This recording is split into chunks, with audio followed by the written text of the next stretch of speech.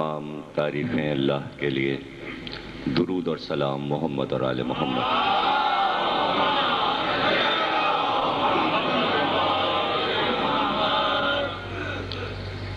अलविदाई अशे की 5वीं तकरीर कसर बुसैयत में आप हजरात समात फरमा रहे हैं। पूरी दुनिया के मुल्कों में इमाम हुसैन अलैहिस्सलाम की अज़ादारी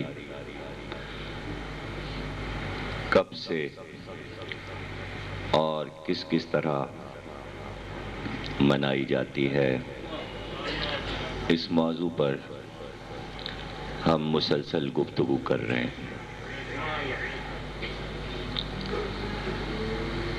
कल की तकरीर में मैंने जिक्र किया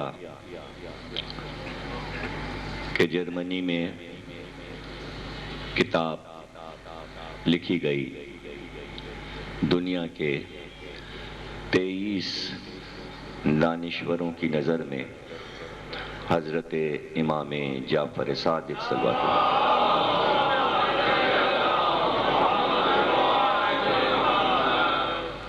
इसमें 23 मुल्कों के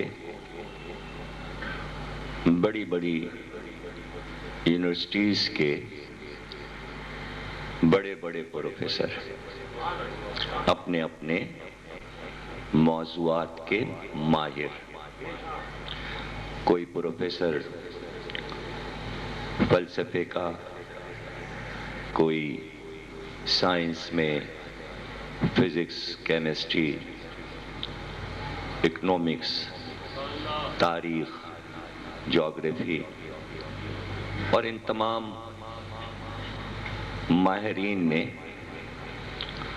एक एक मकाला, एक एक तवील मज़मून इमाम पर लिखा। और इस किताब के सिलसिले में वाक़या ये हुआ कि कोई 2 दिन पहले मैंने जिक्र किया था कि यूरोपियन यूनियन बनी और यूरोप के तमाम मुल्क एक हो गए, करेंसी एक हो गई, आइन एक हो गया, तिजारत एक हो गई, और एक उन्होंने उसका हेड ऑफिस करार दिया कि जहाँ से सारे मुल्कों को, जिस मुल्क को जितनी रकम की ज़रूरत होती है वो वहाँ से दे दी जाती है वो रकम। यानी अब कोई उन्हें परेशानी नहीं रही कि वो किसी से कुछ मांगे। अभी जब अमेरिका ने इराक पर हमला करने का इरादा किया तो सारे मुल्कों से कहा हमारा साथ दो, इत्तेहादी फौज तरतीब दी, तो उसमें फ्रांस और जर्मनी ने अमेरिका का साथ नहीं दिया। तो इसके मानी ये कि ये 2 मुल्क और पूरा यूरोप इतना मजबूत हो चुका है कि अमेरिका के मुकाबिल खड़ा हुआ है, इतने ताकतवर बन चुके हैं वो। और इस पे काफ़ी मुबाहिसा भी हुआ अमेरिका से और फ्रांस और जर्मनी से, खुसूसन फ्रांस से, और वो शरीक नहीं हुए। और इस वक्त भी ये यूरोप के सारे मुमालिक, अमेरिका जो ईरान पे हमला करना चाहता है तो यूरोप अमेरिका के खिलाफ है इस मामले में कि ईरान पे हमला किया जाए। उसकी वजह यह है कि यूरोप के इल्मी रिश्ते ईरान से हैं, इसलिए कि ईरान में जब भी कोई तामीर बड़ी होती है, मसलन इमाम रिज़ा अलैहिस्सलाम के रोज़े में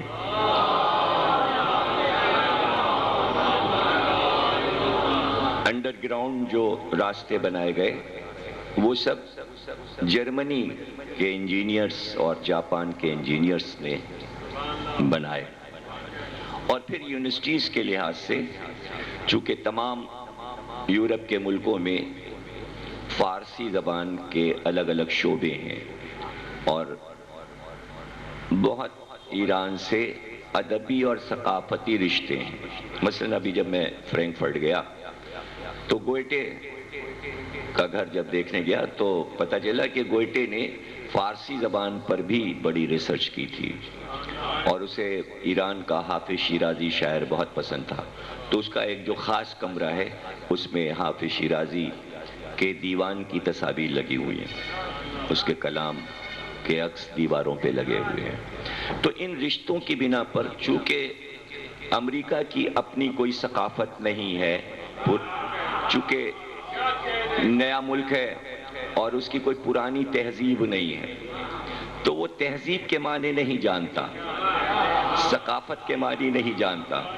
یورپ کی اپنی ایک تہذیب ہے تو وہ تہذیبی ملکوں کو جانتا ہے کہ ایران جو ہے ایک ثقافتی شہر ہے اور اس سے قدیم رشتے پوری دنیا کے ہیں, اس لیے کسی تہذیب پر حملہ کرنا جرم ہوگا. کسی تہذیب پر حملہ کرنا, یورپ یہ بات جانتا ہے. تو یہاں بھی شعراء ہوئے, یہاں بھی دانشور ہوئے اور وہ یہ جانتے ہیں کہ ایران میں کتنے بڑے بڑے علماء, شعراء, دانشور گزرے اور ان کے کیا کیا کام ہیں اس سے بھی وہ واقف ہیں. یعنی انگلینڈ میں کیمبرج میں خود میں نے جا کے دیکھا, جو ایران کے سب سے بڑے فلسفی ہیں ملا صدرہ, ان کے نام پر ایک پورا ڈپارٹمنٹ قائم ہے کہ مسلسل ان پہ ریسرچ ہو رہی ہے کہ ملا صدرہ نے جو فلسفہ دیا وہ اس فلسفے سے ہم کیا فائدہ اٹھا سکتے ہیں. اور ان کی کتاب کا نام ہے اسفار اربع, جس میں انہوں نے یہ بتایا کہ 4 سفر ہیں عقل کے, اور عقل پر سب کچھ لکھا ہے انہوں نے 2000 صفحے. اب عقل کے بارے میں 2 لائن کوئی نہیں بول سکتا, نہ کہ 2000 صفحے. تو انگریز پریشان ہے کہ یہ کون سا فلسفہ صدر الدین ملا صدرہ نے دیا اور کیسے لکھا. تو اس پر پورا ڈپارٹمنٹ ہے جو بھی ریسرچ کرنا چاہے کیمبرج میں. تو ایک رضوی صاحب ہمارے ہیں, ان کا بیٹا پی ایچ ڈی کر رہا ہے وہیں کیمبرج میں ملا صدرہ پر. میں نے کہا بھائی بڑی ہمت ہے تمہاری کہ اس جوانی میں تم ملا صدرہ پہ پی ایچ ڈی کیمبرج میں کر رہے ہو. بڑی محنت سے بہرحال وہ پی ایچ ڈی کر رہا ہے. تو یہ ایسی تہذیبی رشتے ہوتے ہیں. یہ تہذیبی رشتے ایسے ہیں کہ جہاں تہذیب ہوگی, ثقافت ہوگی, تمدن ہوگا, وہ تلاش میں رہے گا کہ دنیا کے کس کونے میں تمدن ہے, کہاں تہذیب ہے.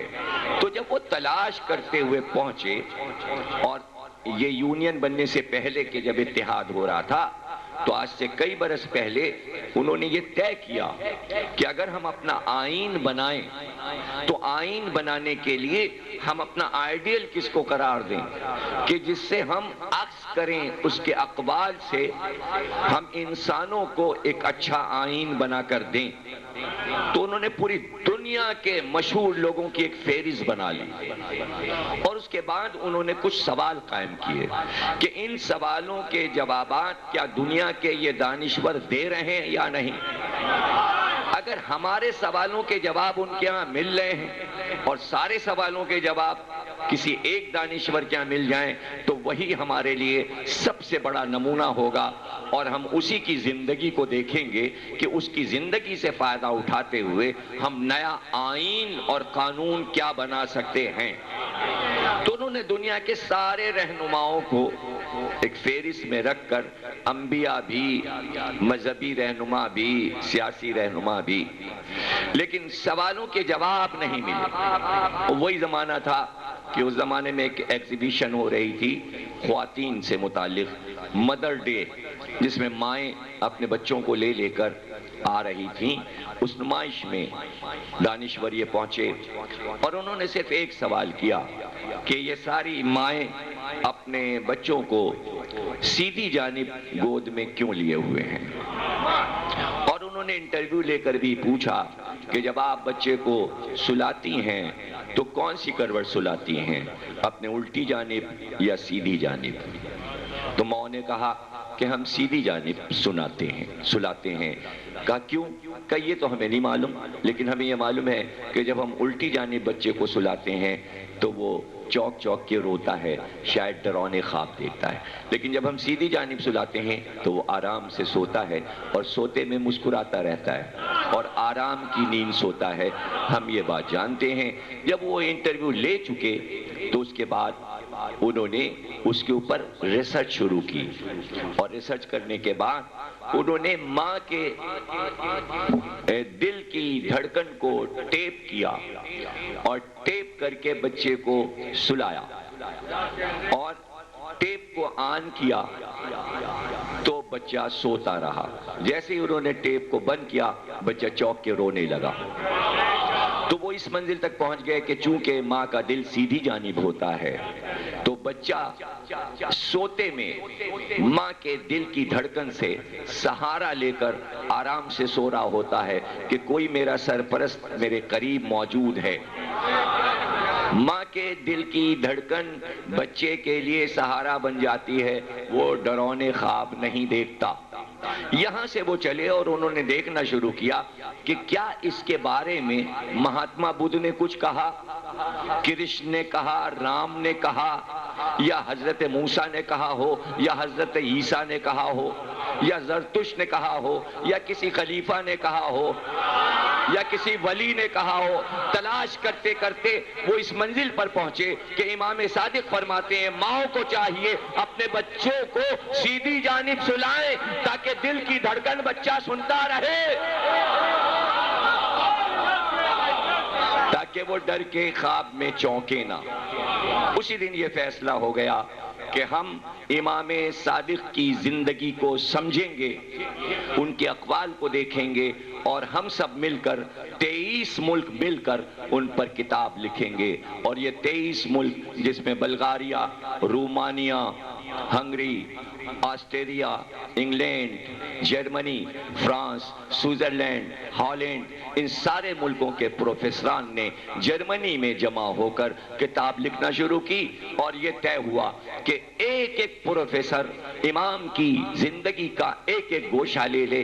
کسی نے کہا ہم بچپن پہ ان کے لکھیں گے، کسی نے کہا ہم ان کی جوانی میں ریسرچ کریں گے، کسی نے کہا ہم ان کا بڑھاپا دیکھیں گے، کسی نے کہا ہم ان کی حدیثوں کو جمع کریں گے، کسی نے کہا ہم ان کی فقہ کو جمع کریں گے، کسی نے کہا کہ انہوں نے ثقافت اور تہذیب کے لیے کیا کہا، ہم تمدن کے بارے میں لکھیں گے۔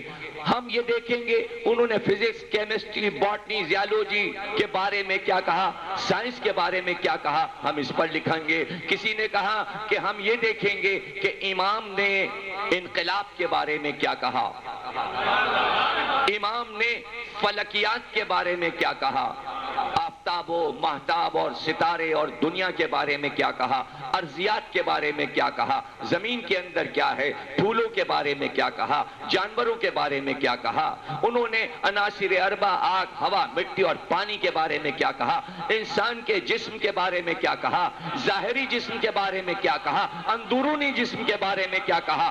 اس طرح 23 نے ایک ایک موضوع بانٹ کر لکھنا شروع کیا، اور اس نے یہ کہا کہ ہم حق ادا کر دیں گے، کوئی چیز چھوڑیں گے نہیں جو نہ لکھیں۔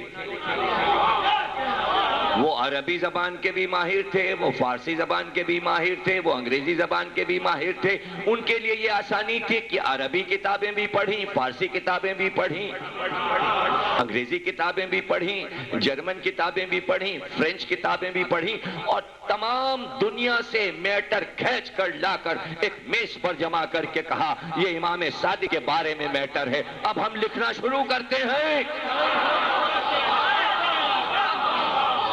اب ہم لکھنا شروع کرتے ہیں۔ حد یہ ہے کہ انہوں نے جب مکان بتایا تو یہ ریسرچ بھی کر لی کہ مکان کتنا بڑا تھا، اس مکان میں کمرے کتنے تھے، صدر دروازہ مشرق کی طرف تھا کہ مغرب کی طرف تھا، دہلیز کہاں سے شروع ہو کے کہاں ختم ہو جاتی تھی، باہر بیٹھنے کا کمرہ کیسا تھا، باہر کا وہ حصہ کھلا ہوا کہ جو میدان تھا جس میں کہ مدرسہ لگتا تھا وہ کتنا عظیم تھا، اس میں کتنے طالب علم آ سکتے تھے، مسجد نبوی کی طرف دروازہ کس طرح کھلتا تھا، پورے مکان کا نقشہ بنا کے دکھا دیا۔ دیکھیے ایسے کرتے ہیں ریسرچ، اس طرح کرتے ہیں ریسرچ۔ اور جب بچپن لکھا، بچپن بتایا تو کہا ابھی تو 5-6 برس کے ہیں، تو پہلے وہ پوری دنیا کی ریسرچ کرتی ہیں کہ 5، 6، 7، 8 برس کا بچہ جو ہوتا ہے اس کے عادات و اطوار کیا ہوتے ہیں، اس کی فطرت میں کیا ہے۔ تو کھیل تو اس کی فطرت میں ہے کہ وہ کھیل کی طرف مائل ہو جائے، تو کیا امام جو ایک قوم کا امام ہے اور وہ امام کا بیٹا ہے تو اس کے بچپن میں کیا یہ سب کچھ مل رہا ہے؟ کیا وہ بھی کھیلتا ہے؟ اب ریسرچ کر رہے نا، آپ کو بتا رہا ہوں ریسرچ ہوتی کیسے ہے، اور وہ اس منزل تک پہنچی کہ بھائی کھیل فطرت میں ہے۔ ظاہر ہے 5-7 برس کی عمر میں بیٹھ کر وہ بڑے بڑے لیکچر نہیں دے گا، بڑی بڑی کتابیں نہیں لکھے گا، ہے وہ امام کا بیٹا، حالانکہ یہ سارے کام کر سکتا ہے، لیکن دنیا کے تصور میں نہیں آئے گا کہ کسی امام نے 5 برس میں 1 لاکھ صفحے کی کتاب لکھی، ممبر پہ کوئی خطبہ دے دیا۔ بچہ بچہ ہے تو اس کو بچپن کے آئینے میں دیکھا جائے گا، لیکن یہ دیکھا جائے گا کہ عام دنیا کے بچوں کا بچپن اور اس گھرانے کا بچپن کیا ایک طرح کا ہوتا ہے؟ اسی لیے آپ جب دیکھتے ہیں تو علی کا بچپن دنیا کے بچوں سے الگ نظر آتا ہے، حسن اور حسین کا بچپن بالکل الگ نظر آتا ہے، تو اسی طرح ہر امام کا بچپن دنیا کے بچوں جیسا بچپن نہیں ہوگا۔ تو وہ کہتا ہے ہاں کھیلتے تھے، وہ کھیل تھا ان کا، لیکن ہم ان کے کھیل لکھ رہے ہیں چونکہ وہ بچپن لکھ رہا ہے، تو بچپن میں علم تو دکھا نہیں سکتا کہ علمی کارنامے دکھائے، وہ تو جوانی میں شروع ہوں گے، لیکن وہ یہ بتانا چاہ رہا ہے کہ جو اتنا بڑا آدمی جوانی میں آ کے کائنات کو علم دے دے، اس کے بچپن کی بنیاد میں کہیں علم تو ہوگا۔ دیکھیں حضرت علی اکبر نے امام حسین سے جب اجازت مانگی تھی تو کہا تھا کہ بابا ہم بچپن میں کھیلے بھی تو تلواروں سے لے،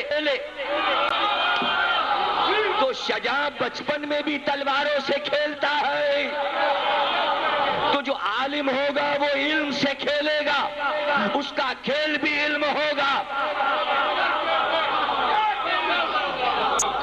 حضرت ابو حنیفہ کہتے ہیں میں ایک بار امام صادق کے پاس بیٹھا تھا، ان کا 5 سال کا بچہ موسی کاظم کھیلتا ہوا آ گیا، لیکن ایک بکری کے بچے کا کان پکڑ کے کھینچ کے لا رہا تھا، اور جیسے ہی ہم لوگوں کے قریب سے گزرا تو ہم یہ سمجھے کہ کیا امام کے بچے بھی بکری کے بچے کے ساتھ کھیلتے ہیں، لیکن ہم نے یہ دیکھا کہ وہ قرآن کی ایک آیت پڑھ کر بکری کے بچے سے کہہ رہے تھے اپنے رب کا سجدہ کر، اپنے رب کا سجدہ کر۔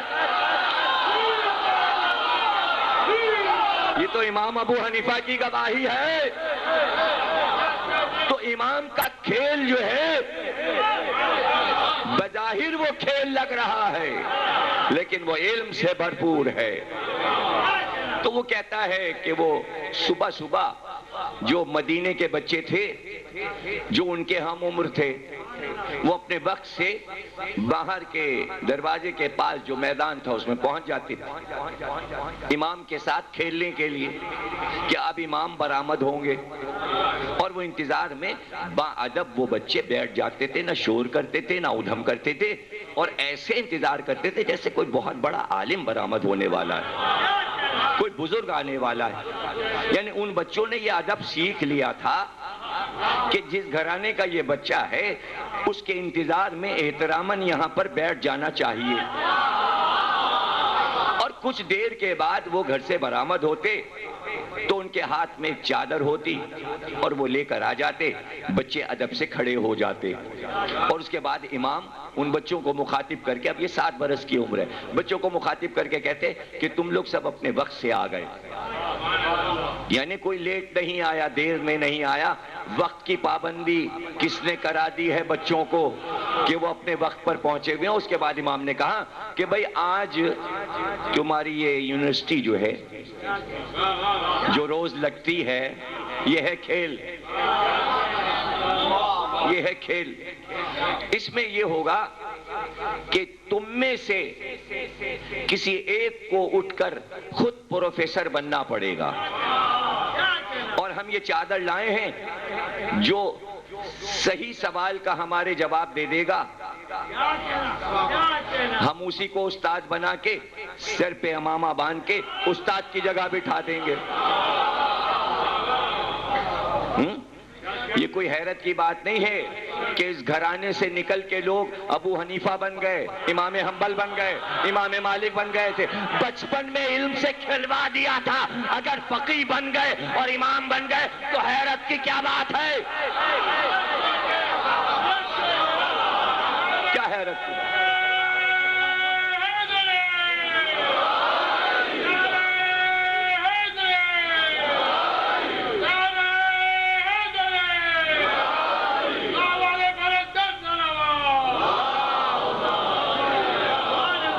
کہا بتاؤ وہ کون سا پھل ہے جس کا رنگ زرد ہے، مزہ اس کا کھٹاس لیے ہوئے ہے۔ جو اس سوال کا جواب دے دے گا آج اس کو ہم استاد بنا دیں گے، پھر آج وہ ان بچوں کو پڑھائے، اور امام وہیں قریب میں بیٹھ جاتے، اور جو بچہ سوال کا صحیح جواب دے دیتا، کبھی پھلوں کے رنگ پوچھتے، کبھی پھلوں کا مزہ پوچھتے۔ یعنی بچپن سے جو قریب علم ہے نالج کا، فلسفے میں بات نہیں ہو رہی، یعنی بچہ جہاں تک پہنچ سکتا ہے اس کی عقل کی سطح کے سوال ہیں۔ تو وہ لکھتا ہے کہ اس طرح بچپن میں درسگاہ قائم کر دی، مدینے کے بچے علم پسند ہو گئے، تبھی تو امام کے بعد اتنے امام نکل آئے۔ امام صادق سے پہلے امام امت میں کیوں نہیں بنے تھے؟ پہلے کیوں نہیں بنے؟ تو وہ یورپ کے لوگ بتائیں، اور مسلمانوں کے سمجھ میں فقہ جعفری نہیں آتی کہ ٹی وی پہ تذکرہ کریں۔ ابھی دیکھیے روشنی ٹی وی پر ایک پروگرام سوچ اور سچائی بڑے زوروں پہ آ رہا ہے، ہفتے میں 3 بار آتا ہے، اتوار کو، جمعرات کو، منگل کو، ٹھیک 6 بجے، پھر رات کو 2 بجے پھر ریپیٹ ہوتا ہے، دوسرے دن پھر دوپہر کو آتا ہے، 3 بار آتا ہے، صبح 10 بجے دوسرے دن ریپیٹ ہوتا ہے۔ تو اس میں آپ دیکھ رہے ہوں گے کہ کیسے کیسے موضوعات ہیں، اور اس پروگرام کو دیکھیے اور عالمان لائن کو دیکھیے کہ وہاں کیا پھوڑ پن ہے، یہاں کیا سگڑاپا ہے۔ مجلس کا اٹھا آدمی جب بیٹھتا ہے تو تعصبی باتیں نہیں کرتا، جہالت کی باتیں نہیں کرتا۔ ذرا اپنی عقلوں کو استعمال کیجئے کہ ڈاکٹر ماجد رضا آبدی کس طرح صرف سوالوں میں علم دے رہے ہیں، کہ سامنے بیٹھے کو بلوا رہے ہیں کہ علم بول بول، شیعہ ہو یا سنی، یعنی مجبور کر دیا۔ مسئلہ یہ ہے کہ پوچھنے والا عالم ہو تاکہ سوال ایسا کرے کہ پڑھ کے آئے۔ تو ماجد رضا فون کر کے کہتے ہیں پڑھ کے آئیے گا، وہ اس لیے نہیں کہتا کہ پڑھ کے آئیے گا کہ اس کو کچھ آتا ہی نہیں، اسے علوم کے بارے میں کچھ نہیں معلوم۔ اور یاد رکھیے گا جو علوم پر عبور نہیں رکھتا وہ اپنی زبان کو تعصبات کی طرف لے جاتا ہے تاکہ ذہنوں کو اس میں الجھا لیا جائے۔ نبی کا وصی کون ہے؟ نبی کی نماز جنازہ کس نے پڑھائی؟ داماد علی کون ہے؟ جناب سیدہ اور علی کے تعلقات کیسے تھے؟ یہ سوالات اس لیے اٹھائے جاتے ہیں تاکہ قوم بحث کرنے لگے، یہ نہ دیکھے کہ یہ جاہل ہے۔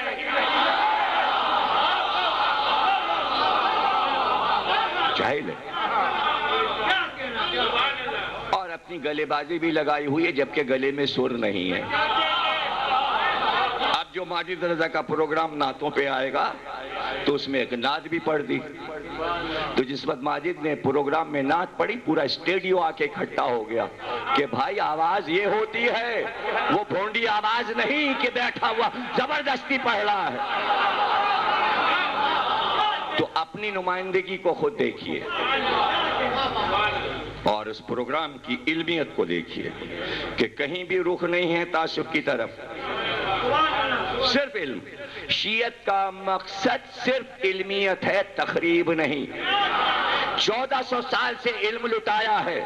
اگر علم نہ لٹایا ہوتا ملت جعفریہ نے تو یورپ کے 23 دانشور امام صادق کی بارگاہ میں نہ بیٹھے ہوتے اور بیٹھ کے نہ لکھ رہے ہوتے. اب وہ آگے بڑھتا ہے اور کہتا ہے کہ بچپن, امام کا بچپن, کہتا ہے کہ عجیب واقعہ ہوا. امام کا ایک چاہنے والا امام محمد باقر علیہ السلام کا 5ویں امام مصر میں رہتا تھا. اس نے اپنے دوست سے کہا کہ ہم امام سے ملنے مدینے جا رہے ہیں, باقر العلوم سے ملنے جا رہے ہیں. تو اس کے دوست نے کہا جا تو رہے ہو ان کی خدمت میں, لیکن کیا تمہیں یہ علم ہے کہ ان کا ایک بیٹا 11 برس کا ہے, چھوٹا بچہ ہے ان کا 11 برس کا. تو بھائی جب جاتے ہیں کسی سے ملنے تو بچوں کے لیے تحفہ بھی لے جاتے ہیں. اگر تم خالی ہاتھ چلے گئے تو بچے کو اس سے کیا مطلب کہ اس کے باپ کا ملنے والا آیا ہے. تاکہ تم بچے سے بھی ملو تو کچھ تحفہ لے کے جاؤ اس بچے کے لیے, جعفر کے لیے جو 11 برس کا ہے, باقر کا بیٹا جعفر. اس نے کہا کیا لے جاؤں جو ان کے شایان شان ہو, کیا تحفہ لے جاؤں. اس نے کہا بازار چلے جاؤ اور دیکھو کہ کوئی اچھا تحفہ مل جائے تو ان کے لیے خرید لو, لے جاؤ. خیر وہ بازار گیا, اس نے دیکھنا شروع کیا بچوں کے کھلونے جو اس زمانے میں رائج ہوں گے, آج سے 1400 برس پہلے جو بچوں کے کھلونے ہوں گے. آج کے کھلونے کچھ اور ہیں. آج کے کھلونے یہ ہیں, تو زمانے میں تو تلوار کھلونا. تو اس نے بازار دیکھا تو اسی زمانے میں مصر کے لوگوں نے ایک چیز بنائی تھی, لکڑی کے برادے سے گولے بنا کے ان پہ پینٹ کر کے رنگ کر کے نظام شمسی کا نقشہ بنایا تھا. یعنی جو آپ اپنے گھروں میں شو پیس رکھتے ہیں گلو کہ جو اسلامیہ کالج کے سامنے لگا ہوا ہے, تو آپ نے دیکھا ہوگا کہ وہ ذرا سا ترچھا ہے. ترچھا اس لیے ہے کہ دنیا کا گولا خود ترچھا ہے, سیدھا نہیں ہے. جب تک وہ ترچھا نہیں ہوگا پورا نظر نہیں آئے گا نقشہ. سیدھا ہو جائے گا تو آپ یہ نہیں دیکھ پائیں گے کہ ایشیا کدھر ہے اور آسٹریلیا کدھر ہے. تو وہ چونکہ دنیا کا گولا ہی ترچھا ہے تو اس لیے اس کو ترچھا رکھا جاتا ہے. اسلام آباد کے چوراہے پہ لگا دیا گیا ہے گولا. وزیر اعظم جمالی صاحب گزرے, انہوں نے کہا بھائی یہ ترچھا کیوں لگایا. اخبار میں نیوز آئی تھی اس کو سیدھا کر دو, انہوں نے سیدھا کرا دیا. سیدھا کر دیا گیا اس لیے کہ وزیر اعظم کہہ رہا ہے. تو جسے یہ نہ پتا ہو کہ دنیا جو ہے وہ تھوڑی سی ترچی ہے, چپٹی ہے, کس رخ کو گھوم رہی ہے, وزارت. تو بھائی اللہ دیکھ کے وزیر بناتا ہے. آپ اپنا وزیر یہی چن لیتے ہیں کہ اس کو یہی نہیں پتا کہ اس کی نالج کیا ہے. اس لیے اللہ نے نبی سے کہا وزیر ہمیشہ علی کو ہی رکھنا. دیکھیے وزیر کے لیے مشہور ہے کہ وزیر بے وقوف نہ ہو, وزیر کے لیے مشہور ہے کہ دانا ہو. یہ مسل چلی آ رہی ہے, وزیر دانا ہوتا ہے. دانا یعنی فارسی میں دانا کہتے ہیں عقل مند کو, اور آپ کے یہاں دانے کو کیا کہتے ہیں اردو کو؟ دانا ڈال دیجئے, انار میں دانا ہے نا. تو ایک پہلی بجھاؤں آپ کو جو ڈبل پہلی کہلاتی ہے, بوجھ ایک ہوتی ہے. وزیر رکھا کیوں نہ, انار چکھا کیوں نہ, دانا نہ تھا. بھئی انار میں دانہ نہ تھا، وزیر دانہ نہ تھا، تو وزیر جب تک دانہ نہ ہو وزیر کو نہیں رکھا جاتا۔ وزیر کا عقل مند ہونا ضروری ہے، اس لیے کہ ملک وزیر چلاتا ہے، بادشاہ نہیں چلاتا۔ اب اس پہ حیرانی نہ ہو کہ کائنات رب العالمین کی علی نے کیوں چلائی، نبی کیوں نہیں چلائے، وزیر ہی چلائے گا، بادشاہ بیٹھ کے دیکھ۔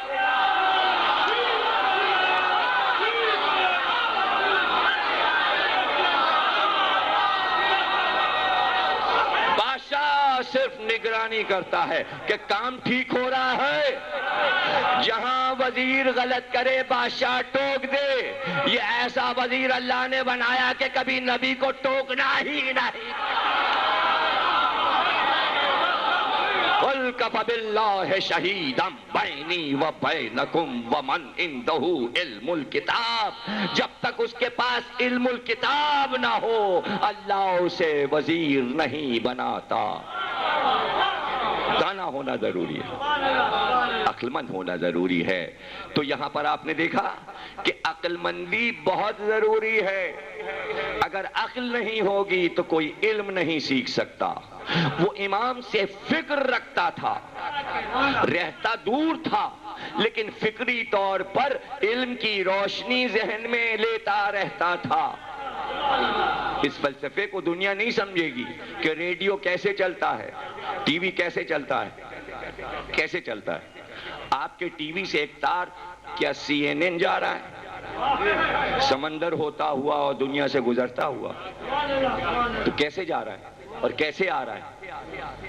بھائی ہوا کی لہروں پہ آ رہا ہے۔ ایک بوسٹر یہاں لگا دیا، ایک بوسٹر وہاں لگا دیا، وہ لہروں کے ذریعے روشنی کو کئی لاکھ میل دور سے اس آواز کو، اس تصویر کو لہروں میں کھینچتے ہوئے یہ بوسٹر کھینچ کے اپنے تار میں اتار کر آپ کے گھر بھیج دیتا ہے۔ آج تو سمجھ میں بات آ گئی۔ تو سوال یہ ہے کہ ہم اپنے عقل میں، عقل کی روشنی سے کس طرح ائمہ سے، امام زمانہ سے علم لے رہے ہیں۔ ایک بوسٹر سامرے میں لگا ہے، لاکھ گرا دو وہ بوسٹر تمہیں نظر نہیں آئے گا۔ وہ لہروں کے ذریعے ہمارے دماغوں میں عقل، علم، یہاں بیٹھو تو پتہ چلے گا۔ سڑک پہ نہیں کام کرتا ہے کیبل، سڑک پہ کھڑے ہو کے تھوڑی علم ملے گا۔ بوسٹر یہاں لگا ہے، کہاں لگا ہے اب یہ ہم کیا بتائیں، یہ ہم کیا بتائیں کہاں لگا ہے۔ بھائی آپ جو کچھ بھی لگاتے ہو اینٹینا وہ کسی دھات کا ہوتا ہے۔ اب ہم یہ راز کیوں بتا دیں، کیوں راز بتا دیں؟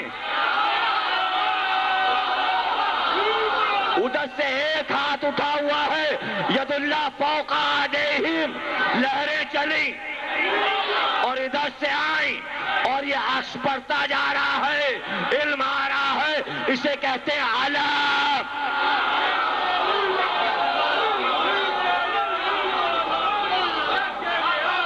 یہ ایسے ہی نہیں ہے، یہ بت پرستی نہیں ہے۔ اپنے سارے بوسٹر توڑ دو، بوسٹر لگانا اگر بت پرستی ہے۔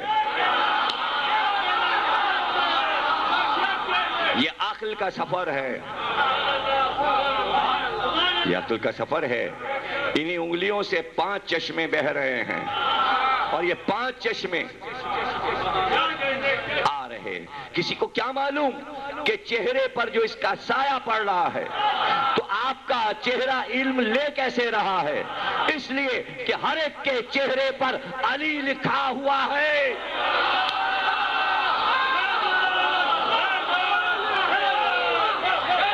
علی لکھا ہوا ہے، اور جب آپ بیٹھتے ہیں تو یہ پورا علی لکھا ہوا ہے۔ یعنی انسان کا چلنا پھرنا، چہرہ، پیشانی، ناک، آنکھیں، ہر جگہ علی لکھا ہے، اور جہاں علی لکھا ہے وہ روشنی لیتا جا رہا ہے شہر علم کے دروازے سے۔ یہ سب حیرانی کی باتیں جب رہیں گی جب اس باؤنڈری سے باہر رہو گے۔ کوئی یہ سوچے کراچی یونیورسٹی کے سامنے سے گزر جائیں گے، ہم بھی پی ایچ ڈی کر لیں گے، ہم بھی بی ایس سی ہو جائیں گے. ارے یونیورسٹی میں جاؤ، فارم بھرو، فیس جمع کرو، داخلہ لو، کئی برس پریکٹس کرو، تب ڈگری ملتی ہے. یہ یونیورسٹی ہے. فارم بھرو. فارم بھرنے کے لیے شرط ہے کہ پہلے لکھنا پڑتا ہے لا الہ الا اللہ محمد رسول اللہ علی ولی اللہ. جب فارم بھر جائے تو یونیورسٹی میں داخل ہو جاؤ، داخلہ لے لو. ڈر گئے؟ فیس ہے. کتنے ڈالر فیس ہے؟ نہیں، فیس دینی پڑے گی.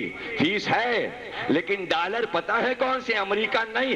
اللہم صلی علی محمد وآل محمد.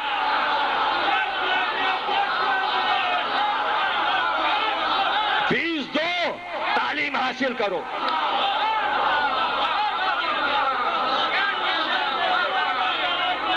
یہ ایک درسگاہ ہے، یہ ایک اوپن یونیورسٹی ہے. اور اب میرے جملے کی داد دیتے دیتے تھک جاؤ گے. یونیورسٹی بنانے کے لیے حکومتوں کو ناک سے چنے چبانے پڑتے ہیں. پہلے زمین لی، پھر چندہ کر کے عمارت بنائی. ارے اب 40 برس کے بعد اردو کالج یونیورسٹی بن سکا، وہ بھی مشرف صاحب کی مہربانی سے، ورنہ کالج ہی تھا. زمین پہ قبضے ہو گئے تھے. یونیورسٹی بنانے کے لیے کروڑوں روپے چاہیے ہوتے ہیں. 2 مہینے 8 دن ہر علی والے کا گھر یونیورسٹی.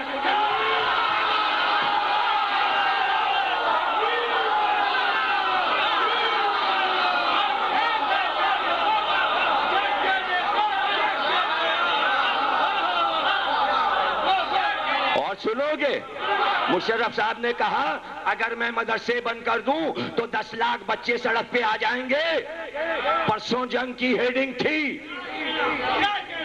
تو پتا چلا کہ مدرسے میں بچوں کو وظیفے دیے جاتے ہیں، تب وہ ٹھہرتے ہیں. یہ ایسے مدرسے ہیں کہ جہاں وظیفے نہیں پڑھتے مگر لاکھوں طالب علم ہوتے.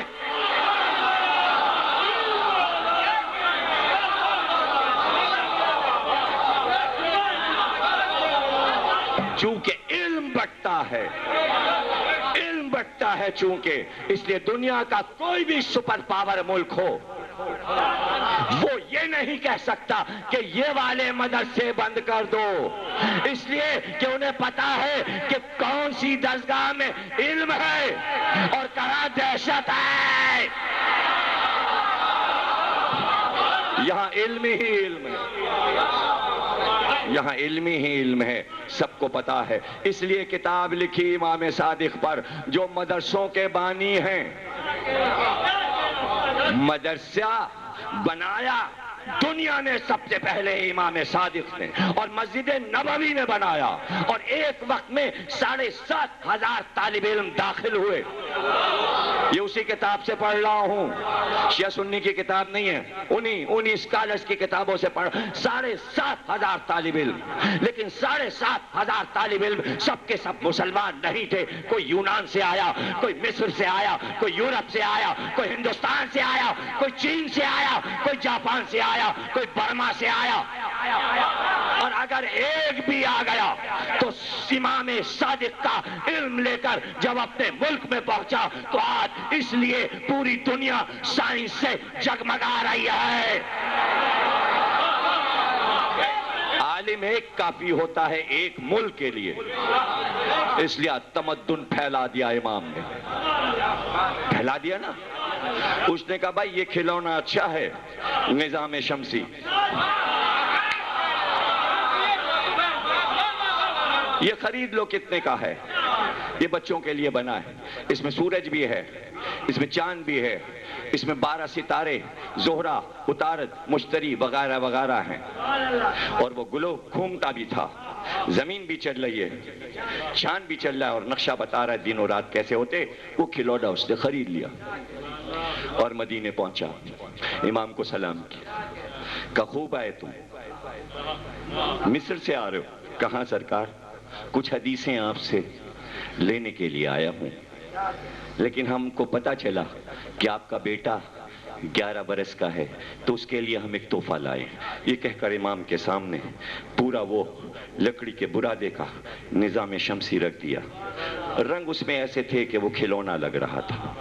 جیسے امام کے سامنے رکھا, امام نے آواز دی, جعفر آؤ, یہ ہمارا دوست آیا ہے لیکن تحفہ تمہارے لیے لایا ہے, تحفہ تمہارے لیے لایا ہے.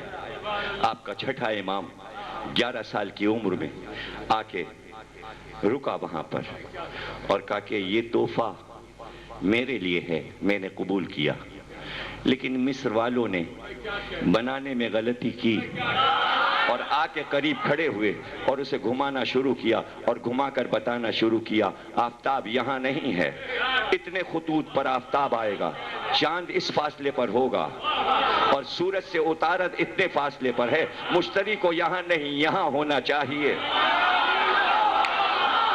ارے پورا نظام شمسی کھیل میں بتا دیا, جو کہ کروڑوں روپے کی لیبارٹریز جو ہے وہ آج بتا رہی ہیں دوربین سے دیکھ کر. امام بچپن میں بتا رہا ہے کہ نظام چل کیسے رہا ہے. تو وہ انگریز کہتا ہے یہ تو بچپن کا کھیل تھا, یہ تو ان کا بچپن کا کھیل تھا. دیکھا آپ نے بچپن کیسے لکھا اس نے, جوانی لکھیں گے تو کیا قیامت ہوگی, اور جب بڑھاپا لکھیں گے تو کیا قیامت ہوگی. اور انقلاب فرانس کا موازنہ کیا, اس لیے کہ دنیا میں سب سے زیادہ مشہور وہ انقلاب ہے اسی کتاب میں, اور جرمنی کے بعد سب سے پہلے ایران نے. آپ کو پتا ہے 2047 مرتبہ ایران میں اس کے ایڈیشن چھپ چکے. مغز جہان شیعہ, تہران سے, قم سے, مغز جہان شیعہ. میرے پاس کتاب ہے ایران کی چھپی فارسی میں, اسی کتاب کا ترجمہ. مغز جہان شیعہ یعنی کائنات شیعت کا دماغ جعفر صادق. نہیں, آپ نے نام پہ غور نہیں کیا کہ ان دانشوروں نے یہ نام کیوں رکھا. یہیں کی مجلس میں 3-4 سال پہلے پڑھ چکا ہوں, اور پچھلے سال بھی پڑھا کہ قرآن کافی نہیں, تو اس میں نے یہ بات کہی تھی کہ بہت سی چیزیں قرآن میں نہیں ہیں. اور یہ بھی پڑھا تھا میں نے کہ قرآن میں آنکھ ہے, قرآن میں ناک ہے, قرآن میں کان ہیں, قرآن میں گردن ہے, قرآن میں دہن ہے, قرآن میں دانت ہیں, قرآن میں ہاتھ ہیں, قرآن میں پیر ہیں, قرآن میں پنڈلیاں ہیں, قرآن میں پنجے ہیں, لیکن پورے قرآن میں دماغ نہیں ہے. کیا اللہ نے جان کر دماغ کا ذکر قرآن میں نہیں کیا؟ اس لیے نہیں کیا کہ نبی کی حدیث مکمل ہو جائے کہ یہ کتاب ہے اور اس کتاب کا دماغ آل محمد ہے.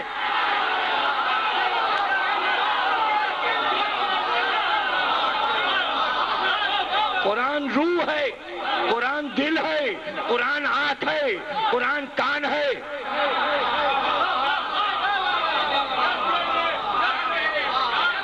سب کچھ ہے, لیکن سمجھو کہ کیا ہے. یہ ہے کتاب, کتاب یہ ہے, لیکن قرآن کا نور محمد ہے, قرآن کا دل فاطمہ ہے, قرآن کا دماغ علی ہے, قرآن کی آنکھیں حسن اور حسین ہیں. ہلکے مت پڑھو, ابھی ذہن میں آیا. قرآن کی عبادت سید سجاد ہے, قرآن کا علم محمد باقر ہے, قرآن کی صداقت جعفر صادق ہے, قرآن کا صبر موسی کاظم ہے, قرآن کی مرضی علی رضا ہے, قرآن کا تقوی محمد تقی ہے, قرآن کی نفاست علی نقی ہے, قرآن کی ہیبت حسن عسکری ہے, قرآن کی ہدایت امام مہدی.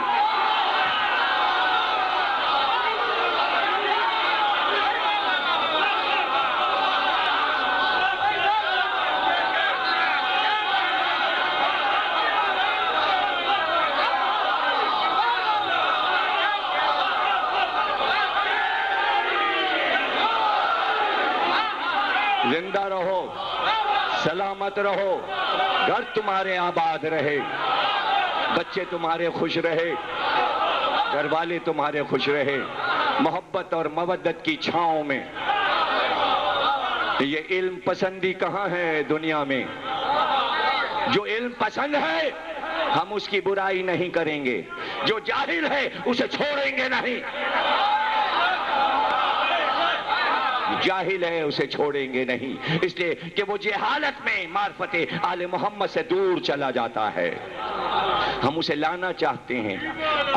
کچھ سیکھ لے، کچھ سمجھ لے، مت جہالت کے کنویں میں غرق ہو. کہاں صحراؤں میں بھٹک رہا ہے، ریگزار جہالت کی اڑ اڑ کے تیری آنکھوں میں آ رہی ہے. قرآن کی آنکھیں تجھے بچائیں گی. کچھ سیکھنا ہے تو قرآن کا دماغ تجھے سمجھائے گا. نماز پڑھنی ہے تو قرآن کی عبادت بتائے گی کہ عبادت ہوتی کیسے ہے. قرآن کا علم تجھے سمجھائے گا، امام باقر سمجھائیں گے. سچ کیسے بولا جاتا ہے، جعفر صادق بتائیں گے. صبر کیسے کیا جاتا ہے، موسی کاظم بتائیں گے. اللہ کی رضا پہ چلا کیسے جاتا ہے، علی رضا بتائیں گے. متقی بنا کیسے جاتا ہے، تقی بتائیں گے. نفاست کیسے اپنی شخصیت میں پیدا کی جاتی ہے، علی نقی بتائیں گے. اپنی ہیبت کفر اور شرک پر بٹھائی کیسے جاتی ہے، حسن عسکری بتائیں گے. دنیا کی تبلیغ اور ہدایت کیسے کی جاتی ہے، لوٹے اور بستر سے نہیں، امام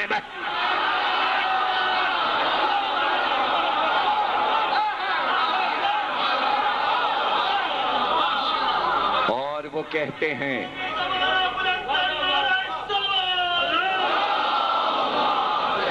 بھائی اب مجھے معلوم ہے کہ بھئی آج میری مجلس نہ پہلے تھی نہ بعد میں، تو میں تو تھکوں گا نہیں.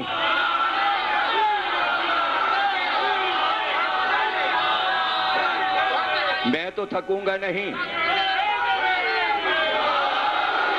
اور میں مجلس پڑھ رہا ہوں فیاض صاحب کو دیکھ کے کہ جب اتنا نازک اور کمزور آدمی داد میں پیچھے نہیں ہٹ رہا تو اب لڑکے اور بچوں سے کیا کہنا، جو کودنے میں ماہر، دوڑنے میں ماہر.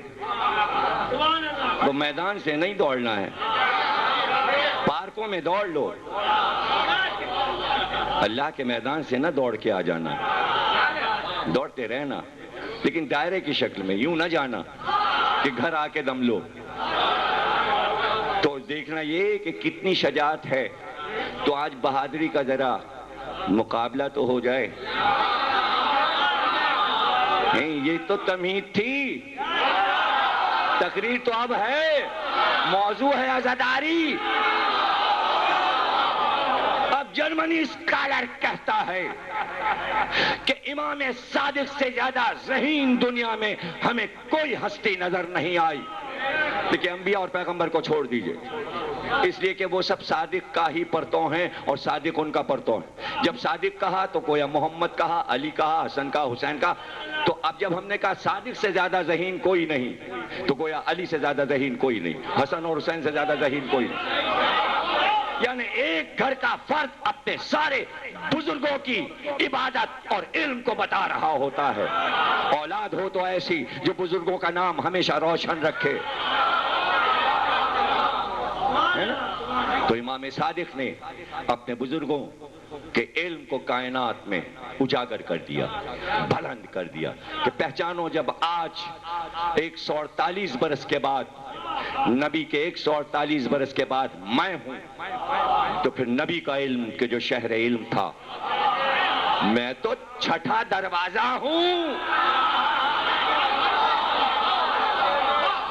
وہی ایک دروازہ، اس صدی کا چھٹا دروازہ، اور علم بٹ رہا ہے. شہر بھرا ہوا ہے، جو لینا ہو لے لو. ہم تو جب جانتے کہ امام جعفر صادق کے بعد جتنے بھی بنے وہ شہر میں سے جا کے علم لاتے تو فقیہ بنتے. لیکن امام ابو حنیفہ ہوں یا امام مالک یا امام شافعی یا امام حنبل، آنا اسی علم کے دروازے پر پڑا. اب قول امام ابو حنیفہ سن لو اور ایک قول حضرت عمر کا سن لو. حضرت علی نے فرمایا یا علی اگر آپ نہ ہوتے تو میں ہلاک ہو جاتا. امام ابو حنیفہ نے کہا اگر میں چند برس جعفر صادق سے فقہ نہ سیکھتا تو میں ہلاک ہو جاتا.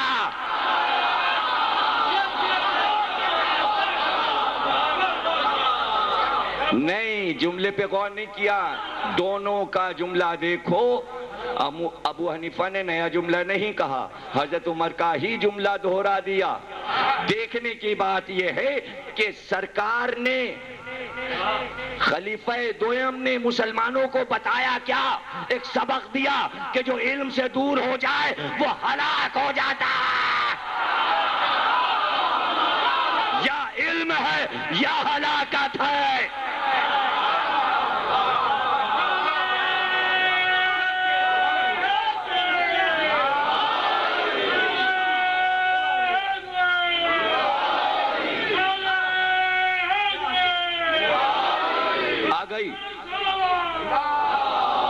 آ گئی مشکل منزل، اور یہی منزل جو ہے آپ کو محفوظ کرنا ہے، کیسٹ میں بھی اور اپنے ذہنوں میں بھی اور بچوں کو بھی۔ دانشور کہتا ہے اتنے ذہین تھے اس لیے کہ مغز جہان شیعہ تھے۔ اس لیے آج تک کسی مسلمان نے یہ بات نہ سوچی جو اس نے سوچی۔ وہ کہتا ہے امام اس منزل پر تھے کہ امامت کا سلسلہ آدھوات پر تھا۔ ارے بھائی، کوئی جملہ ضائع نہیں جانا چاہیے، اس لیے کہ چھٹے سے پہلے 5 گزر چکے تھے اور 4 کو آنا تھا اور 12ویں پہ سلسلے کو رکنا تھا۔ اس لیے سب سے زیادہ ذمہ داری اس امام کی تھی کہ ایک طرف اس کا ماضی تھا، ایک طرف مستقبل تھا، اس کو دوہرا کام کرنا تھا کہ وہ ماضی بھی بتائے اور مستقبل بھی بتائے۔ کون لکھ رہا ہے؟ جرمنی اسکالر لکھ رہا ہے، اور بیٹھ کر وہ غور کر رہا ہے کہ ایک بار امام نے پیچھے مڑ کر ماضی کو دیکھا، علی، حسن، حسین، سید سجاد، محمد باقر، اتنا علم، جس کی پشت پر اتنا علم ہو، اور ابھی آنے والی نسلوں میں علم ہی علم، تو صلب میں بھی علم لیے ہے، اور صلب پر جو سایہ ہے وہ بھی علم کا ہے۔ اس میں نبی کا بھی علم ہے، علی کا بھی، حسن، حسین، 5ویں امام، 4تھے امام، اور آگے جانا ہے۔ اور سامنے ہے اتنی بڑی قوم، اس قوم کو یہ بھی بتانا ہے میرے اجداد کیا کہہ گئے، اس قوم کو یہ بھی بتانا ہے میرے بعد آنے والوں کو کیا کرنا ہے۔ اس لیے اب یہ معجزہ کہلاتا ہے ائمہ کا۔ اس لیے سارے اماموں میں سب سے زیادہ عمر اللہ نے اس امام کو دی، 70 برس، اس لیے کہ کام تمہارا دونا ہے۔ امام حسن 47 برس کے، امام محمد تقی 25 برس کے، امام حسن عسکری 28 برس کے دنیا سے جا رہے ہیں، یعنی کسی کی عمر زیادہ نہیں ہوئی۔ حضرت علی کتنے؟ 63 اور 65 کے درمیان، رسول اللہ 63۔ معصوموں میں سب سے زیادہ عمر 70 برس جعفر صادق کی، اس لیے کہ کام بڑا۔ جو علم کا بڑا کام کرتا ہے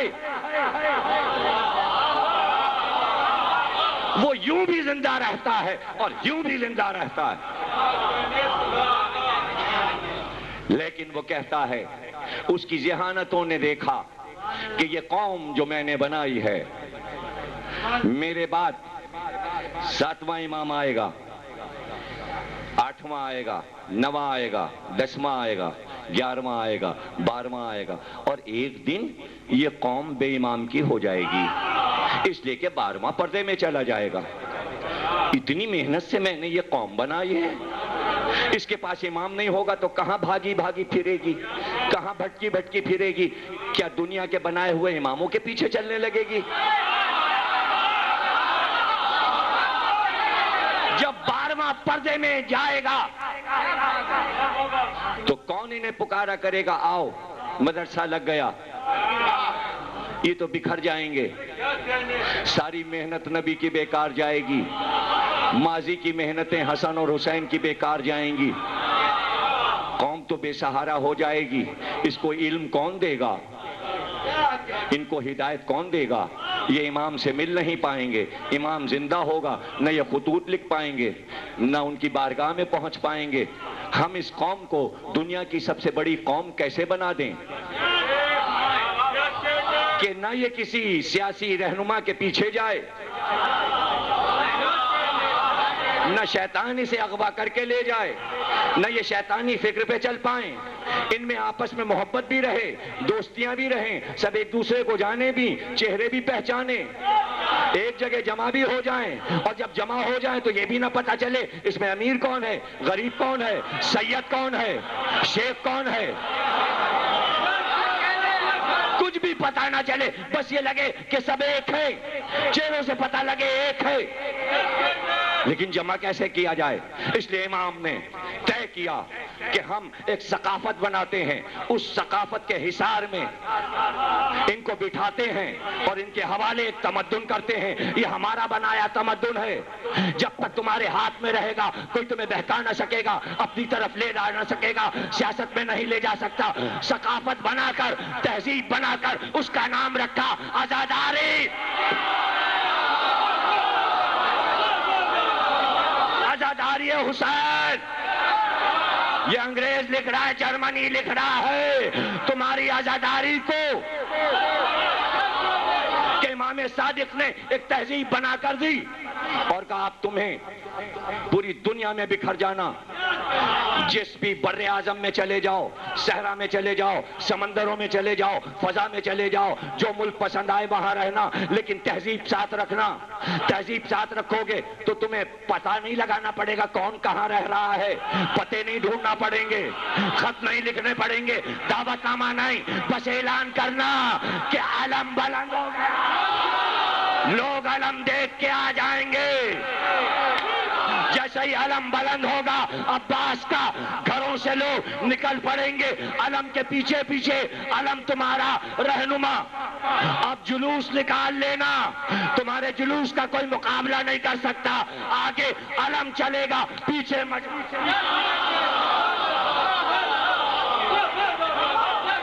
مجمع چلے گا۔ آپ سمجھے؟ بلایا جاتا ہے ہاتھ کے اشارے سے، آؤ آؤ آؤ آؤ۔ اب کوئی چیز ڈھکی چھپی رہی؟ جیو پہ میسج فلم آ گئی، اس میں تم نے دیکھا نبوی میں بلال اذان دے رہے تھے، کیسے دے رہے تھے اذان؟ اللہ اکبر اللہ اکبر اللہ اکبر۔ اذان بلاوا ہے، لیکن اب آج کا کون مؤذن؟ اس لیے کہ مسجدیں ہیں قلعے، مؤذن ہے اندر، نہ مؤذن نظر آ رہا ہے، نہ ہاتھ نظر آ رہا ہے، نماز پڑھنے جائیں کیسے؟ علم باہر ہے، پنجا بلا رہا، آؤ آؤ۔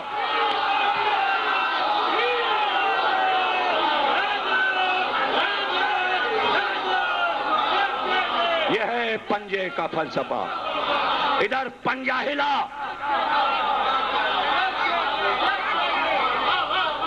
اور ادھر اشارہ ہوا۔ یہ بلاوا ہے، یہ مجلس کا بلاوا ہے، پرچم بلند ہے۔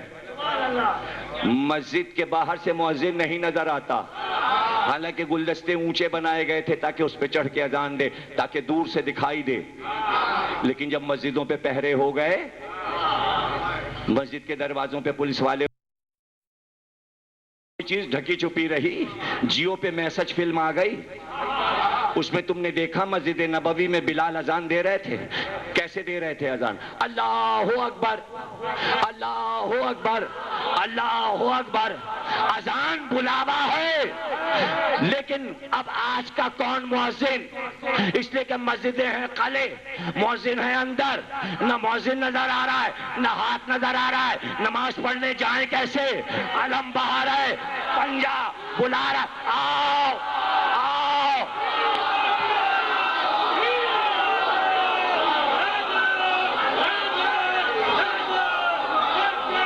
یہ ہے پنجے کا فلسفہ، ادھر پنجہ ہلا،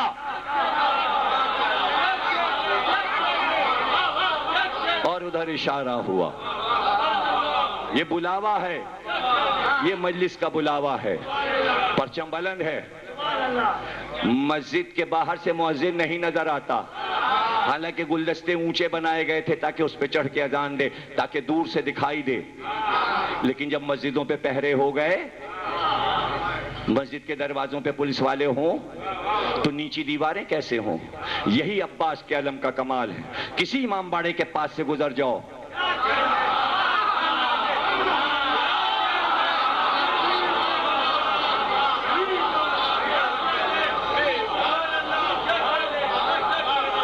بلاوا ہے؟ کیا دعوت نامہ ہے؟ بس اعلان ہوگا مجلس حسین ہے، لوگ آ جائیں گے۔ گھر گھر تہذیب بنا کر دے دی۔ وہ کہتا ہے ایسی ثقافت دی ہے اپنی قوم کو کہ یہ قوم وہ ثقافت چھوڑ نہیں سکتی۔ وہ کہتا ہے راز ہے ان کے اجتماع کا جو امام صادق ان کو دے گئے ذکر حسین کے نام سے۔ اب حسد ہوا ہے ذکر سے کہ اگر یہ بند کر دیں تو ان کا اجتماع ختم ہو جائے۔ ارے تمہیں پتہ ہی نہیں یہ لاکھوں سے بھی ہوتی ہے مجلس اور 2 میں بھی ہوتی ہے۔ یہ 2 میں بھی ہوتی ہے، اور 2 اس لیے لازمی ہے کہ ایک پڑھنے والا ہو ایک سننے والا ہو۔ اور جب عزاداری کا آغاز ہوا تو پڑھنے والا ایک ہی تھا، اس لیے کہ وہ ایک ہے، وہ 2 ہو ہی نہیں سکتا۔ پہلی مجلس اللہ نے پڑھی، اس لیے 999 ناموں میں اس نے اپنا ایک نام ذاکر بھی رکھا۔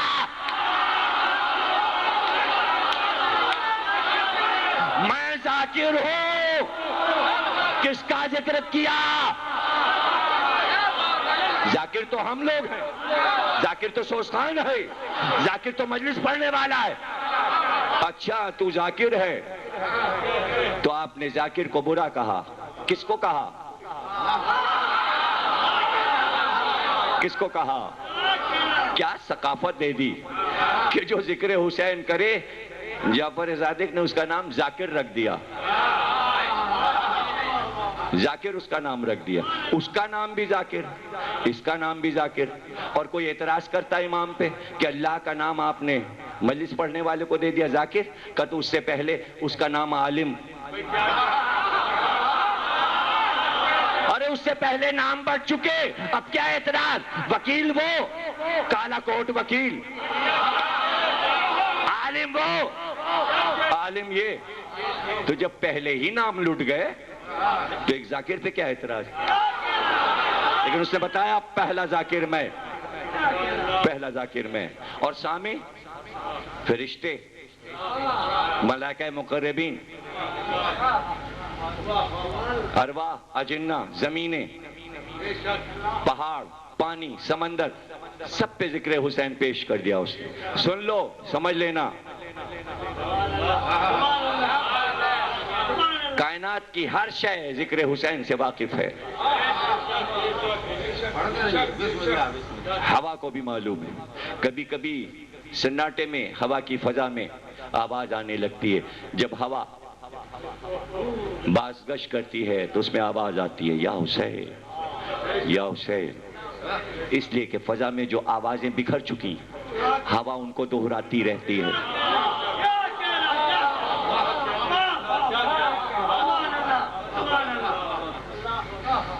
راتوں کو دھڑکتا ہے یوں دل زار اثر، جیسے کہیں دور سینہ زنی ہوتی ہے۔ دل کی دھڑکن سے ہی ماتم کی آواز آتی ہے، دھک دھک دھک دھک۔ دل تو خود ہی ہر وقت ماتم کر رہا ہوتا ہے، اور مجھ سے پوچھو کہ یہ دھڑکن میں ماتم کیوں ہے؟ تمہیں کیا پتا کہ دل کی دھڑکن ماتم کرتی ہے کیوں؟ اس لیے کہ دل ہر وقت لہو میں نہا رہا ہوتا ہے۔ دل صرف ہاتھ کا ماتم نہیں کرتا، خونی ماتم کرتا ہے۔ دل چیر کے تو دیکھو، جس کا بائی پاس ہوتا ہے تو دھاریں الٹنے لگتی ہیں۔ آج تک دل خون اگل رہا ہے۔ یہ دل کیوں خون اگل رہا ہے؟ اس لیے کہ قرآن کا دل فاطمہ ہے۔ یہ دل نہیں رو رہا ہر ایک کا، یہ حسین کی ماں ہے جو آنسو بہا رہی ہے۔ اس لیے کہ دل کو تشبیہ ہو گئی۔ محبت کا منبع دل ہے، ہم دل سے آپ کو چاہتے ہیں، آپ ہمارے دل میں ہیں۔ دل مرکز ہے محبت کا، دل نہ بگڑنے پائے، دل کو سنبھال کے رکھو، مملکت شاہی میں انقلاب آ جاتا ہے۔ دل بگڑتا اس لیے ہے کہ فکر بدلتی ہے، اس لیے ذہن کو صحیح رکھو، آزاد رکھو۔ آج کی تقریر ختم ہوئی، چونکہ فرمائش ہے اس لیے فرمائش میں اپنے بھائی سلمان کی فرمائش کہ کبھی آپ نے حضرت عباس کے بیٹے کے مصائب پڑھے تھے تو ان کی فرمائش پہ آج مجھے یاد آیا کہ کبھی رمضان میں نے کسی مجلس میں پڑھے تھے تو ذکر تھا عباس کے علم کا، عباس کے علم کا ذکر تھا۔ بعد کربلا، کربلا کے واقعے کے بہت دن کے بعد عباس کا بیٹا جب اہل حرم کی واپسی ہوئی تو 5 برس کا تھا، لیکن اب وہ بیٹا جوان ہو گیا جس کا نام عبداللہ بھی ہے تاریخ میں اور فضل بھی ہے، جس کی وجہ سے آپ کو ابو الفضل عباس کہا جاتا ہے، یعنی فضل کے باپ جوان ہو گئے۔ اور ظاہر ہے کہ قمر بنی ہاشم تھے عباس، تو بیٹے کے حسن کا کیا عالم ہوگا۔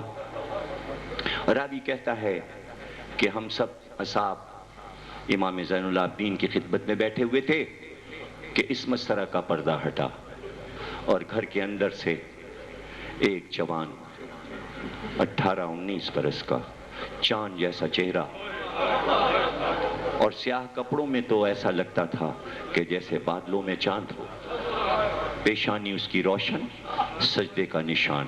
جیسے ہی وہ برآمد ہوا امام اٹھے، اس کی تعظیم کے لیے گلے سے لگایا، پیشانی کو چوما اور جہاں بیٹھے تھے وہاں اپنے پاس بٹھا لیا۔ اس نے کچھ باتیں کی، امام نے اس کی باتوں کا جواب دیا، سلام کر کے اٹھا اور پھر واپس چلا گیا۔ جب وہ واپس گیا تو اصحاب نے کہا مولا آپ تو امام ہیں،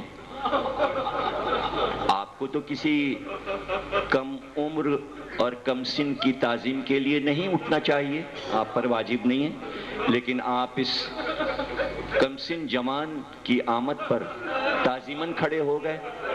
کہا رے تمہیں معلوم نہیں یہ میرے چچا عباس کا بیٹا تھا، یہ میرے چچا عباس کا بیٹا فضل تھا، فضل ابن عباس تھا۔ کہ تو اس کی تعظیم کے لیے آپ اٹھے؟ کہاں؟ اس لیے اٹھے کہ کربلا میں میرے چچا نے اہل بیت پر، آل محمد پر، حسین اور حسین کی اولاد کے لیے جو قربانی دی ہے اس کا بدلہ احسان کا ہم قیامت تک نہیں اتار سکتے۔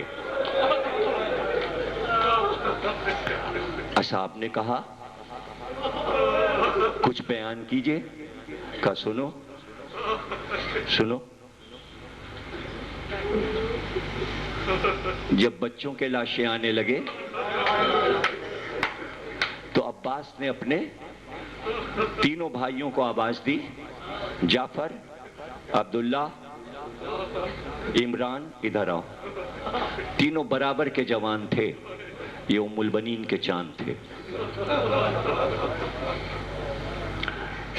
کہا سنو، ماں نے چلتے وقت یہ وصیت کی تھی کہ اپنی جان کو حسین سے عزیز نہ کرنا، کیا اچھا ہوتا کہ تم تینوں کے لاشیں میں اٹھاتا۔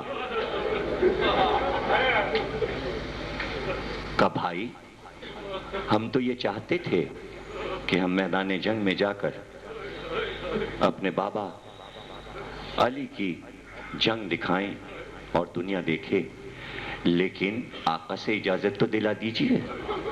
کہا اجازت ہم دلائیں گے۔ تینوں بھائیوں کو لے کر آئے اور کہا آقا ان تینوں کو اجازت دے دیجیے میدان جنگ کی۔ عباس کے تینوں بھائی میدان میں گئے۔ کیا رجز ہے، کیا لڑائی ہے، آپ میری کتاب ام البنین میں اس کو پڑھیں۔ میں نے تینوں بھائیوں کے رجز لکھے ہیں، لڑائی لکھی ہے، اور جو حضرت عباس پہ کتاب آ رہی اس میں اور زیادہ تفصیلات لکھ رہا ہوں، اسے آپ پڑھیں گے کہ کس شجاعت سے تینوں بھائی لڑے، گھوڑے سے گرے، عباس تینوں کے لاشیں اٹھا کے لائے۔ اب فکر میں تھے کہ اب کیا بارگاہ حسینی میں پیش کروں. تو خیمے میں گئے. 8 سال کا بیٹا تھا محمد بن عباس. اس کو بلایا اور بلا کر کہا محمد کس کے بیٹے ہو؟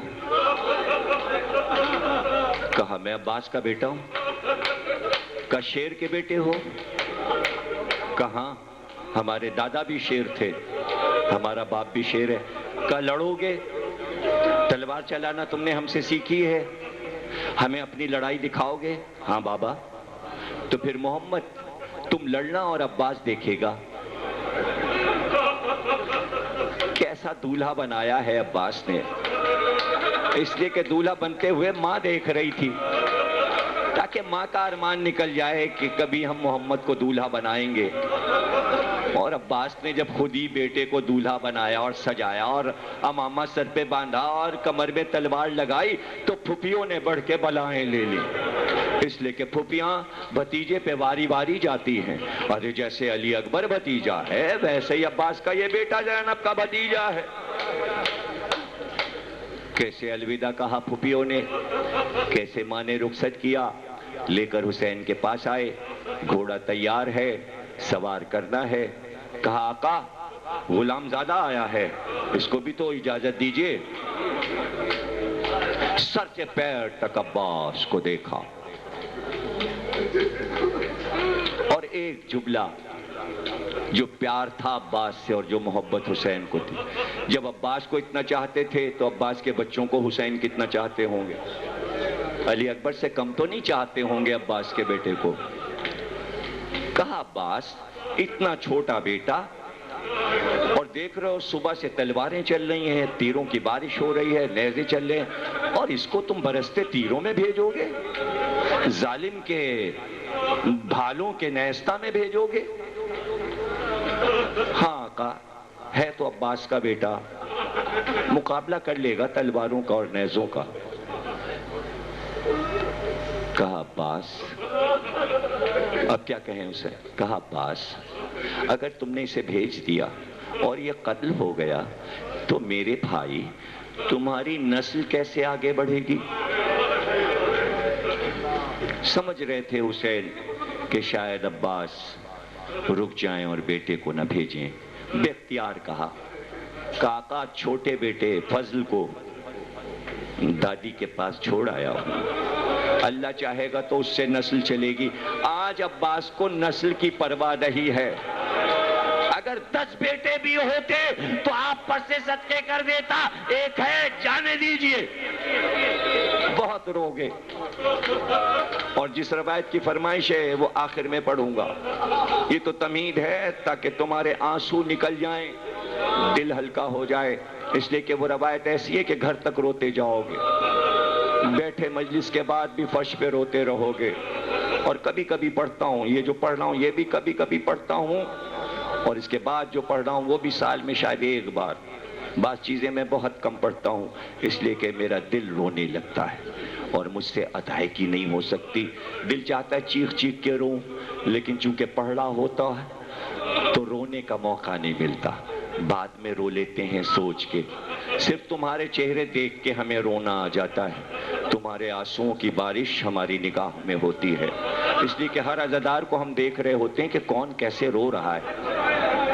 ہم تمہارے گریا کے گواہ ہیں, اور قسمیاں ہم کہتے ہیں کہ ایک تو گواہی مانگی نہیں جائے گی گریا پر, لیکن اگر کہیں پوچھ ہوئی بھی تو ہزاروں کے آنسوؤں کا گواہ تو میں تنہا ہوں.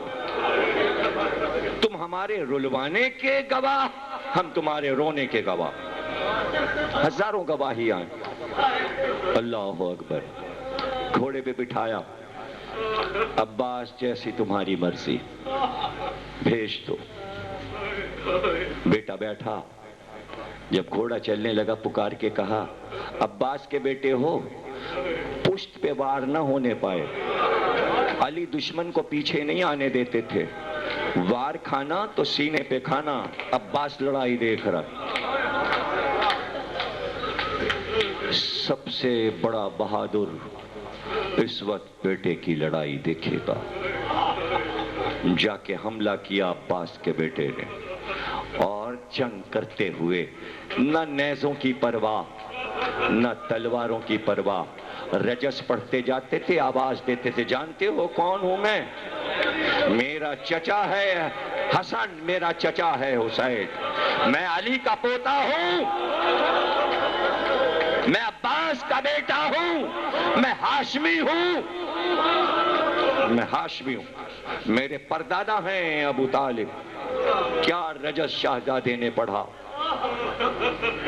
اور پرواہ نہیں کی، لشکر میں دھستے چلے گئے، آگے بڑھتے گئے، پیچھے ہٹنا تو ان کی خو نہیں، ان کی عادت ہی رہی ہے، اور پیچھے مڑ کے نہیں دیکھا کہ چاروں طرف سے نیزے والے گھیر رہے ہیں، سامنے بھی بھالے والے، اور پھر وہ منزل آئی کہ جہاں نیزے والوں نے دائرہ بنا کر عباس کے بیٹے پہ حملہ کیا۔ ایک نیزہ ہوتا تو میرا شہزادہ سہ لیتا، جب کئی سو نیزے چلے تو بچہ گھوڑے پہ ڈگمگایا، آواز دی، بابا بیٹے کا آخری سلام لیجئے۔ بیٹا آپ کو آخری سلام کر رہا ہے۔ پہلی آواز جو بیٹے کی آئی تو آپ کے علمدار عباس نے مرتجس کی لجاموں کو کھینچا اور چاہا کہ لجام کو چھوڑ کر میدان کی طرف گھوڑے کو دوڑائیں۔ ابھی عباس کا گھوڑا چند قدم بڑھا تھا کہ عباس نے سامنے دیکھا کہ حسین کا گھوڑا عباس کے سامنے آ کر رکا۔ عباس نے آقا کا چہرہ دیکھا، حسین نے عباس کے سینے پہ ہاتھ رکھا اور فوراً پوچھا، عباس کہاں جا رہے ہو؟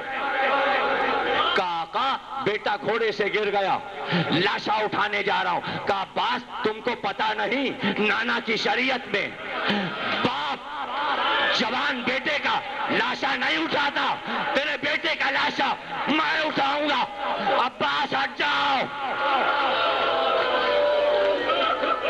57 برس کا بوڑھا گھوڑے کو دوڑا کر عباس کے بیٹے کے قریب پہنچا، جھک کر عباس کے بیٹے کا لاشا اٹھا کر گھوڑے پر رکھا، تیز آئے کہ عباس تیرے بیٹے کا لاشا لے آیا۔ مگر عصر کے وقت جب علی اکبر کا لاشا لے کے چلے تو فرات کا رخ کیا کہ عباس آؤ، بوڑھے باپ نے جوان کا لاشا اٹھایا۔ رو لیے، کر لیا ماتم، عباس کے بیٹے کا لاشا آ گیا، عباس کے بیٹے کا لاشا۔ دادی کو نہیں خبر کہ پوتا مارا گیا، چھوٹے بھائی کو نہیں معلوم کہ بڑا بھائی مارا گیا۔ ہاں جب بشیر آیا تو فضل کو پتا چلا میرا بھائی بھی مارا گیا، اور ایک جملہ کہا تھا بشیر بس یہ بتا دے اگر بابا آئے ہیں تو میں اچھے اچھے کپڑے بدل کر آ جاؤں، اور اگر بابا نہیں آئے تو یہی کالے کپڑے پہنے رہوں۔ کہ بابا نہیں آئے تو رو کر دادی کے پاس آئے اور دادی کے برقعے سے لپٹ کے آنسو پوچھ کے کہنے لگے، دادی اماں بابا نہیں آئے۔